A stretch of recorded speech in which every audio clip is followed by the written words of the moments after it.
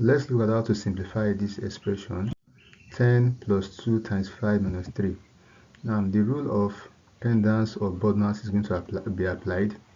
Now first of all, you do parentheses first, none in this expression. Next up, you do exponents or others. We don't have any exponents here. Next up, you do multiplication and division, and this must be done from left to right. Now, so here, so that means we're going to do 2 times 5 first, and that gives us a 10. Now, 10 is going to be substituted there into the expression, and we get 10 plus 10 minus 3. Now, we are going to do addition and subtraction from left to right. Now, that means we will do 10 plus 10 first, and that gives us 20. Then we do 20 minus 3, and that gives us 17. And 17 is the correct answer to this expression.